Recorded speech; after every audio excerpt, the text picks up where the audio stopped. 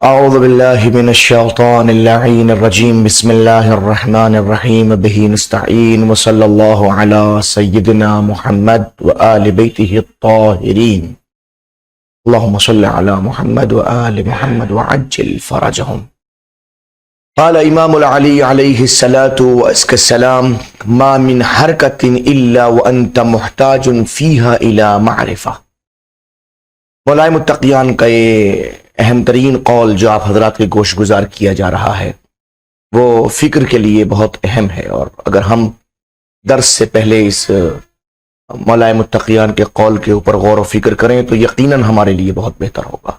فرماتے ہیں ما من حرکت، کوئی ایک حرکت بھی ایسی نہیں ہے، الا وانت محتاج فیہا الی معرفہ، جب اس آپ حرکت کو آپ انجام دے رہے ہیں، کسی بھی حرکت کو آپ انجام دے رہے ہیں تو اس حرکت کے اندر محتاج معرفت ہے، یعنی اگر معرفت آپ کو اس حرکت سے متعلق ہے تو آپ کامیاب ہیں، اور اگر آپ اس حرکت سے متعلق معرفت نہیں رکھتے تو آپ ناکام ہیں۔ چھوٹی سی مثال ہے، کار چلانا چاہتے ہیں، کار چلانا ایک حرکت ہے، بائک چلانا چاہتے ہیں، بائک چلانا ایک حرکت ہے، کمپیوٹر چلانا چاہتے ہیں، کمپیوٹر چلانا ایک حرکت ہے، اپنے موبائل کو چلانا چاہتے ہیں تو موبائل کو چلانا ایک حرکت ہے، مگر ضروری ہے کہ جس کام کو کرنا چاہتے ہیں اس کی معرفت آپ کے پاس ہونی چاہیے۔ اگر آپ موبائل کو چلانا چاہتے ہیں اور آپ کے پاس موبائل کی معرفت ہے، پتہ ہے کہ کون سی بٹن کو دبانے سے کون سا فنکشن ظاہر ہوتا ہے، تو یقیناً آپ کامیاب ہیں، آپ کو پتہ ہے۔ لیکن اگر آپ کو پتہ ہی نہیں اور آپ کار لے کے چل پڑے اور پتہ ہی نہیں ہے کہ ڈرائیونگ کیسے ہوتی ہے، تو ادھر حرکت ہوگی، کار تھوڑا سا آگے بڑھے گی، جہالت کی بنیاد پر، عدم معرفت کی بنیاد پہ آپ کہیں ایکسیڈنٹ کا شکار ہو جائیں گے۔ تطبیق زندگی کے ہر عمل میں کر کے دیکھیے، ہر حرکت محتاج معرفت ہے، لہذا حرکت سے پہلے معرفت حاصل کیجئے، بعد میں حرکت کیجئے، انشاءاللہ کامیابی آپ کے قدم چومے گی۔ وَيَجُوزُ اسْتِمْتَاعُ الزَّوْجِ بِمَا شَاءَ مِنَ الزَّوْجَةِ إِلَّا الْقُبُلُ فِي الْحَيْضِ وَالنِّفَاسِ۔ گفتگو احکام نظر سے آگے بڑھتی ہوئی، نظر کے احکامات چل رہے ہیں، اس میں فرمایا وَيَجُوزُ اسْتِمْتَاعُ الزَّوْجِ، یہاں سے جو ہے وہ احکام نکاح شروع ہو جاتے ہیں۔ نکاح کے لغوی معنی کیا تھے آپ کو شروع میں بالکل بتایا گیا تھا، اس لغوی معنی کو سامنے رکھتے ہوئے پھر آپ دیکھیں گے انشاءاللہ۔ وَيَجُوزُ اسْتِمْتَاعُ الزَّوْجِ، شوہر کا استمتاع، لذت حاصل کرنا، متعہ لذت کو کہتے ہیں، متعہ کا مطلب لذت، استمتاع لذت حاصل کرنا، ٹھیک ہے نا، استمباب استفعال، طلب لذت، طلب لذت، زوج کا شوہر کا لذت طلب کرنا جائز ہے، بما شاء، جس طرح سے وہ چاہے، کس سے استمتاع، کس سے جائز ہے، من الزوجہ، اپنی زوجہ کے ساتھ، یعنی زوجہ کے ساتھ وہ جس طرح سے بھی چاہے لذت حاصل کرنا، اس کا حاصل کرنا جائز ہے۔ بات واضح ہوئی؟ الا القبل، الا القبل فی الحیض والنفاس، سوائے قبل کے، جو شرمگاہ کا اگلا حصہ ہے اس کے اندر وہ آپ کے استمتاع جائز نہیں ہے۔ کب؟ فی الحیض والنفاس، حیض میں بھی اور نفاس میں۔ بات واضح ہوئی؟ وَهُوَ مَوْضِعٌ وِفَاقٌ، یہ موضع وفاق ہے، ٹھیک ہے نا، اس میں ہے نہیں کیا مسئلہ ہے، آپ کیا ہے لفظ ہے وہ موضع وفاق ہے موجود، اس میں نہیں ہے کیا مسئلہ ہے، اس کتاب میں نظر نہیں آ رہا۔ بہرحال وہ موضع وفاق، یہ جواز جو ہے ایک ایسا موضع ہے جو اتفاقی موضع ہے، اس پہ تمام ہی علماء کا اتفاق ہے، الا مگر ہاں من شاذ من الاصحاب، کچھ اصحاب ہیں کہ جو اس سے ذرا الگ ہے، وہ کہتے ہیں کہ نہیں، مطلب کیا کہتے ہیں، حیث حرم النظر الی الفرج، وہ یہ کہتے ہیں کہ جناب علی جواز نہیں ہے قبول کے اندر، بلکہ نظر کرنا بھی فرج کی طرف حرام ہے۔ وَهُوَ مَوْضِعٌ وِفَاقٌ، یہ اتفاقی موضع ہے، الا من شاذ من الاصحاب، مگر ہاں کچھ اصحاب کچھ علماء ایسے ہیں جو بہت کم ہیں، شاذ ہیں، نادر ہیں، حیث حرم النظر الی الفرج، جو یہ کہتے ہیں کہ اس حیض اور نفاس کی حالت میں فرج کی طرف نظر کرنا حرام ہے، ٹھیک ہے۔ والاخبار ناطقہ بالجواز، حالانکہ جتنے اخبار ہیں، جتنی احادیث اس سلسلے میں وارد ہوئی ہیں ناطقہ بالجواز، وہ سب کی سب جو ہیں وہ جواز کے بیان کرتی ہیں، جواز کی گفتگو فرماتی ہیں کہ وہ دیکھ سکتا ہے، نظر کر سکتا ہے۔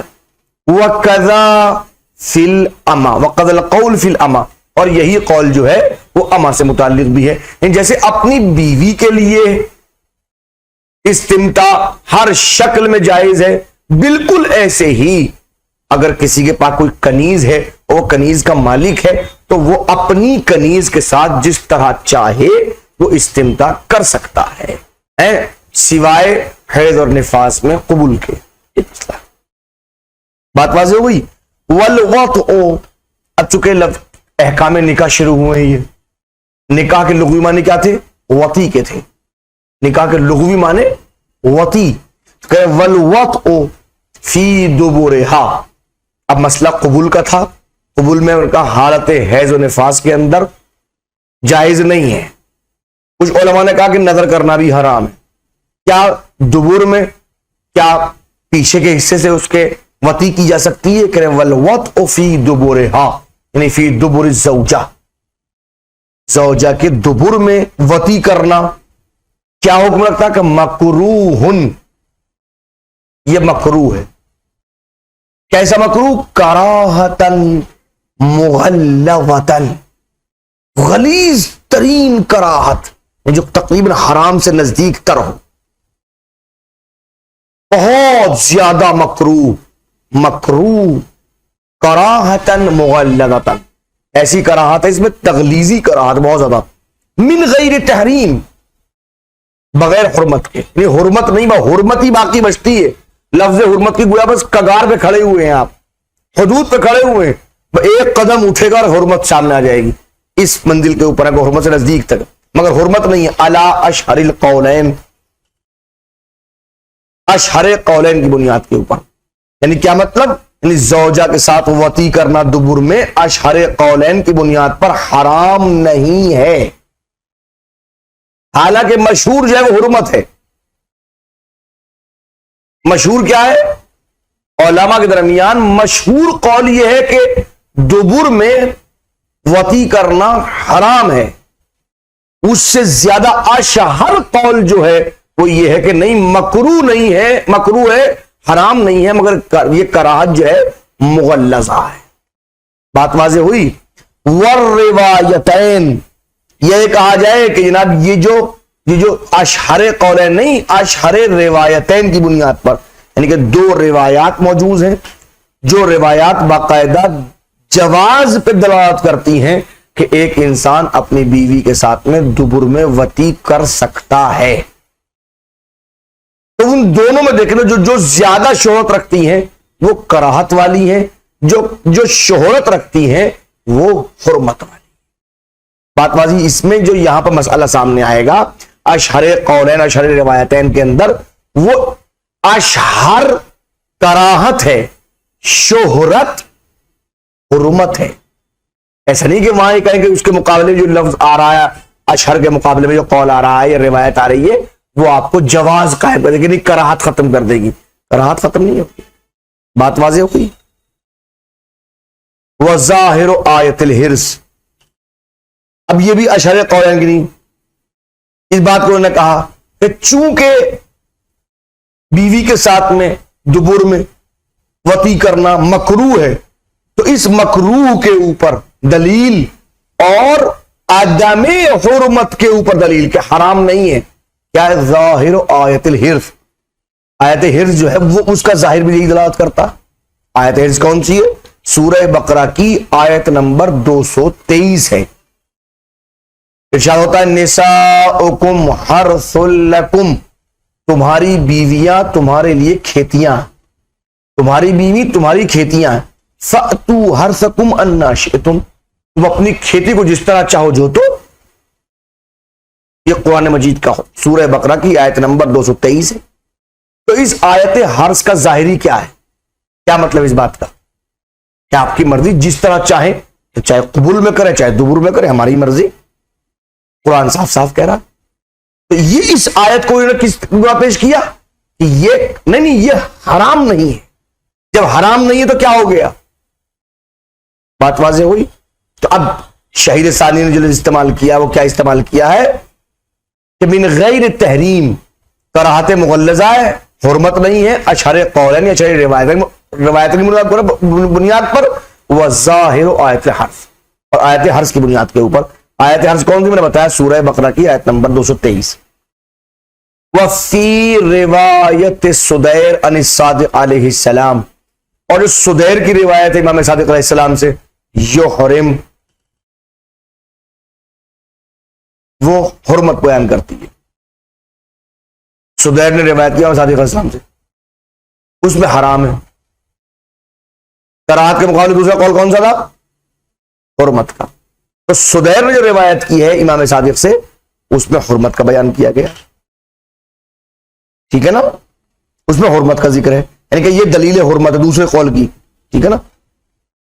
لأنه روی عن النبی صلی اللہ علیہ وآلہ وسلم، اس لیے کہ انہوں نے روایت کی حضور صلی اللہ علیہ کائنات سے، انہو قال، کہ آپ نے فرمایا، محاش النساء علی امتی حرام، عورتوں کا محاش میری امت کے اوپر حرام ہے. عورتوں کا محاش، اب لغتاً محاش کا مطلب کیا؟ ذرا انتظار کیجئے. محاش النساء علی امتی حرام، میری امت کے اوپر استفسار میں روایت موجود ہے، چھٹے امام سے روایت موجود ہے کہ قال رسول اللہ محاش النساء علی امتی حرام، جلد نمبر 3 صفحہ نمبر 244 کے اوپر الاستبصار میں روایت موجود ہے کہ انہوں نے کہا کہ رسول نے فرمایا کہ عورتوں کا محاش میری امت کے اوپر حرام. اب کریں وَهُوَ مَعَ سَلَامَةِ سَنَدِهِ، اگرچہ اس کی سند کو سلامت تسلیم کر لیا جائے، اس کی سند کو ماننے کے بعد بھی، محمول علی شدت الکراہہ، ہم اس روایت کو حمل کریں گے شدت کراہت کے اوپر. کیوں؟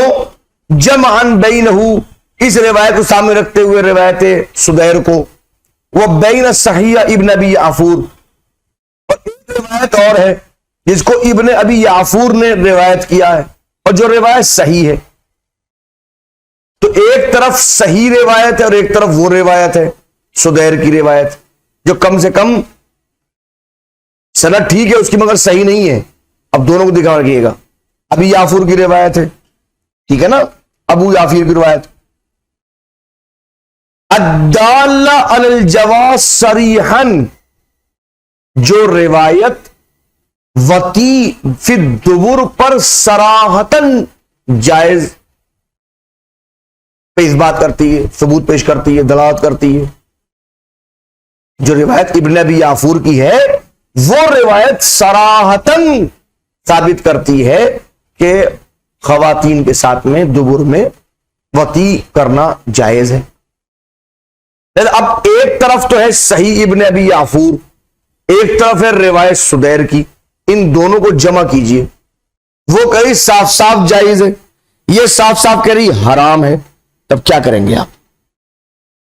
ان دونوں کو جمع کیجئے اور تیسرا حکم نکالیے کہ جناب شدت کراہت، مکروہ بھی ہے اور کراہت بھی زیادہ ہے. اب سوال پیدا ہے یہ محاش کیا ہے؟ ترجمہ نہیں کیا تھا اوپر، محاش النساء علی امتی حرام، میری امت کے اوپر عورتوں کا محاش حرام ہے. یہ عورتوں کا محاش کیا مطلب؟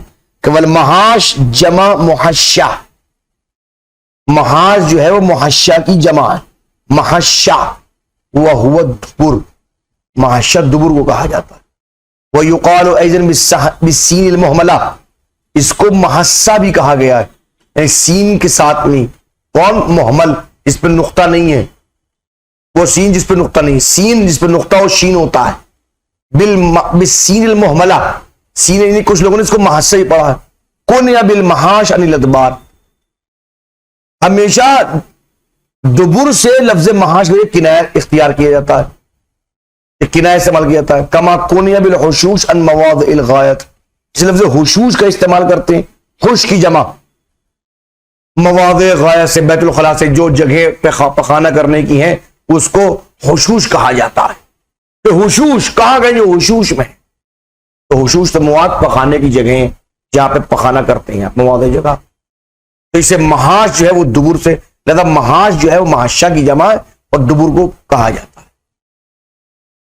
وَيُقَالُ أَيْدٍ بِالسَّحْرِ مُمَلَّكْ كُنِّيَ بِالْمَحَاشِ عَنِ الْأَدْبَارِ، دبر سے اس کی کنایا اختیار کیا گیا ہے۔ کما کنیہ بالحشوش عن مواضع الغایت، جیسے مواضع غایت سے حشوش کے ذریعے سے کنایا کیا گیا۔ فإن اصلها الحش بفتح الحال محملہ، حش اس کی اصل ہے، وہو الکنیف، وہ کنیف کو کہا جاتا ہے۔ کنیف کسے کہتے ہیں؟ نالی، کنیف کو وہ نالی جس کے اندر پخانا وغیرہ غلاظت بہتی ہے، تو اس کو کنیف کو حش کہا گیا۔ وہ اصلہ البستان، اس کی اصل جو ہے وہ باغات ہیں، چونکہ انسان جو ہے اب اس بدلے انہم کانوا کثیرا ما یتغوطون فی البساتین، جب وہ پخانا کرنے جایا کرتے تو باغوں میں جایا کرتے تھے۔ کذا فی نہایہ ابن اسیر، یہی ابن اسیر کی نہایہ میں موجود ہے۔ ابن اسیر کی جو ابن اسیر کی کتاب نہایہ لغت سے متعلق ہے، جب اس کو تلاش کریں گے تو لفظ حش کی یہی معنی دکھائی جائیں گے۔ کنیف کی ہے، اس کی اصل بستان باغوں میں جایا جاتا ہے۔ لہذا ان دونوں روایتوں کو جوڑنے کے بعد، ملانے کے بعد حکم لگایا گیا جناب علی کس بات کا؟ کہ یہ کراہت مغلظہ ہے۔ حالانکہ دو روایتیں ہیں، ایک روایت کراہت مغلظہ پر، دوسری روایت ہے وہ حرمت پہ دلالت کرتی ہے۔ صلی اللہ علی محمد و آل بیتہ الطاہرین۔